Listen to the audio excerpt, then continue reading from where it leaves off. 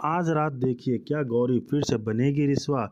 गौरी ने गोलू को डायनो से बचाया। जी हाँ दोस्तों, हम बात कर रहे हैं स्टार प्लस के शो जादू तेरी नज़र। अगर आप इस चैनल पर नए हैं तो इसे सब्सक्राइब कर दीजिए, साथ ही बेल आइकन दबाना ना भूलें। वीडियो अच्छा लगे तो इसे लाइक ज़रूर कीजिएगा। चलिए आगे बढ़ते हैं दोस्तों। एपिसोड की शुरुआत एक खौफनाक दृश्य से होती है। रात की तरह काले पंखों वाली एक डरावनी चुड़ैल बैठी छोटे गोलू को अपनी मुट्ठी में कसकर पकड़ते हुए आसमान में उड़ती है। नीचे एक आंसू भरी नानी निराशा से चिल्लाती है और गौरी का नाम उसके होठों पर कांपता है। हवा ठंडी हो जाती है क्योंकि विवान को कुछ अजीब सा महसूस होता है। वह पीछे मुड़ता है और गौरी को जंगल में आगे बढ़ते हुए देखता है। वह उसके पीछे भागता है। उसका दिल धड़क रहा होता है। नानी घबराकर गौरी को गोलू को छीनने वाली चमगादड़ जैसे जीव के बारे में बताती है। गौरी भयभीत होकर आसमान की ओर देखती है। इस बीच उर्वी विवान को रोकने की कोशिश करती है, उसे अदृश्य खतरों से आगाह करती है, लेकिन वह छूट जाता है। उसे एक काले जादू में फंसाने की कोशिश करती है, विफल हो जाती है। विवान गौरी में दिखाई देने वाली उम्मीद की किरण का पीछा करते हुए छायादार जंगल में गायब हो जाता है। बैठी ऊंची उड़ान भरती है। उसके पंख चांदनी धूम की जीते हुए निकल जाते हैं और उर्वी की चेतावनी गूंजती है। अगर गौरी उसे पकड़ लेती है तो सब कुछ खत्म हो जाएगा। गौरी कांपती हुई लेकिन उग्र अपना पवित्र धनुष खींचती है और आकाश की ओर निशाना साधती है, लेकिन डर उसे जकड़ लेता है। एक गलत निशाना गोलू को चोट पहुंचा सकता है। उसके हाथ कांपते हैं। जंगल में बुरे संकेत फुसफुसाते हैं, लेकिन नानी की आवाज़ उसके पीछे से उठती है, स्थिति और मजबूत एक। वह गौरी को बहादुरी बनने का खुद पर भरोसा करने के लिए कहती है।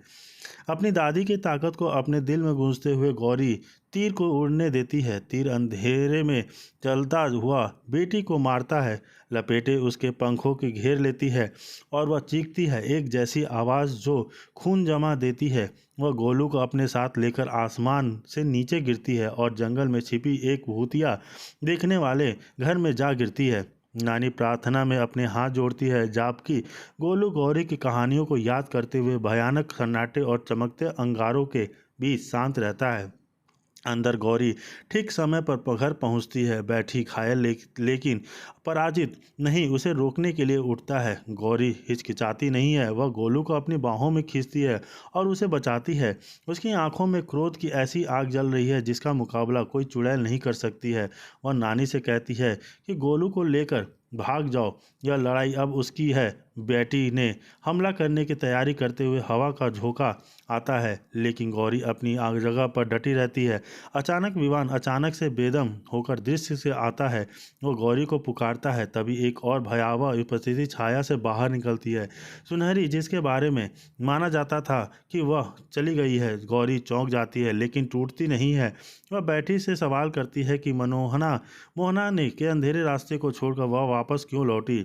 बेटी ने उपहास किया और कहा कि मोहना अभी बहन के साथ फिर से मिल गई है, जिससे अंधकार फिर से सत्ता में आ गया है। सुनहरी आगे बढ़ती है, उसकी निगाहें बर्फीली होती हैं। गौरी घोषणा करती है कि वह किसी भी कीमत पर गोलू की रक्षा करेगी, भले ही इसका मतलब उनकी विकृत शक्तियों के खिलाफ अकेले लड़ना हो। सुनहरी उसका मजाक उड़ाती है। गौरी के पास लड़ने के लिए कोई जादुई शक्ति या कोई काला जादू नहीं है, लेकिन गौरी अधिक दृढ़ संकल्प के साथ अपना धनुष उठाती है और उन्हें याद दिलाती है कि रीवा वंशी हूँ, वह इतना ही काफ़ी है। एक तनावपूर्ण सन्नाटा छा जाता है। फिर अपने हाथ की एक लहर के साथ सुनहरी हमला करती है। उसकी शक्ति हवा के में तूफान की तरह दौड़ती है, लेकिन गौरी चतुर और तेज अपनी कमजोरी आवाज़ को याद करती है। वह समय रहते अपने कानों को रुई से बंद कर लेती है, जिससे सुनहरी का जादू बेकार हो जाता है। गौरी अचानक वार करती है और उन्हें चौंका देती है। बैठी फिर से चीखती है। भूत प्रेतों की चीख जैसे चीख गौरी का ध्यान भटकाती है। सुनहरी एक बार फिर गोलू को छीनने की कोशिश करती है, लेकिन गौरी उन दोनों को पकड़ लेती है और जाने से मना कर देती है। वे धूल और मृत पत्तियों में संघर्ष करते हैं, लेकिन गौरी की पकड़ मजबूत होती है। जब सुनहरी उसे मंत्रमुग्ध करने की कोशिश करती है तब भी गौरी पीछे नहीं हटती। सुनहरी उसे एक साधारण महिला कहती है, लेकिन गौरी की आवाज़ उदासी को चीरती है, और मैं एक माँ हूँ और यही मुझे किसी भी जादू से शक्तिशाली बनाता है। उसकी आंखें चमक उठती हैं और जंगल उसके क्रोध से कांप उठता है।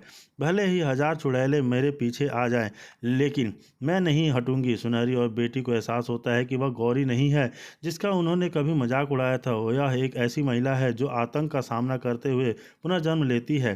प्यार, प्रतिरोध और साहस की शक्ति। वे अपना अंतिम जादू, अपना आखिरी वार तैयार करते हैं, लेकिन इससे पहले कि वे हमला कर सके, विमान भागता हुआ आता है और खुद को गौरी को चुड़ैलों के बीच में खड़ा कर लेता है। साथ में वे बिना डरे डरे अंधेरे का सामना करते हैं। रात ठंडी हो जाती है, परछाइयाँ लंबी हो जाती हैं। जंगल प्राचीन बुराई से जीवंत, लेकिन इसके दिल में कोई आत्म खड़ी हो जाती है, किसी भी अंधेरे से ज़्यादा चमकती है।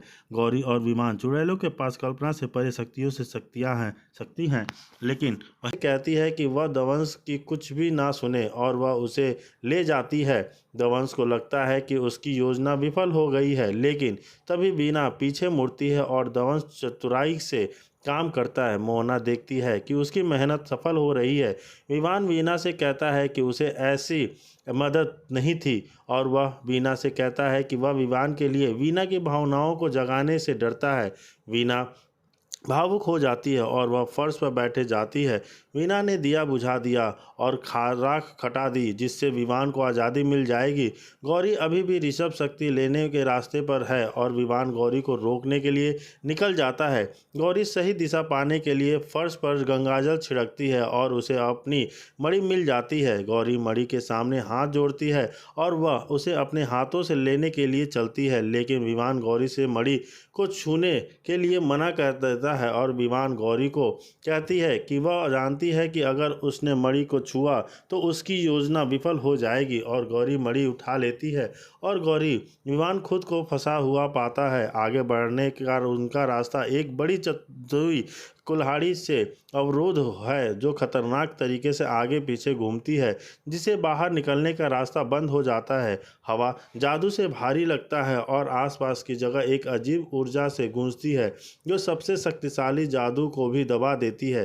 गौरी सबसे पहले अपनी शक्तियों का उपयोग करने की कोशिश करती है ताकि एक सुरक्षा कवच बना सके या कुल्हाड़ी की गति को धीमा कर सके, लेकिन उसे निराशा होती है। कुछ नहीं होता।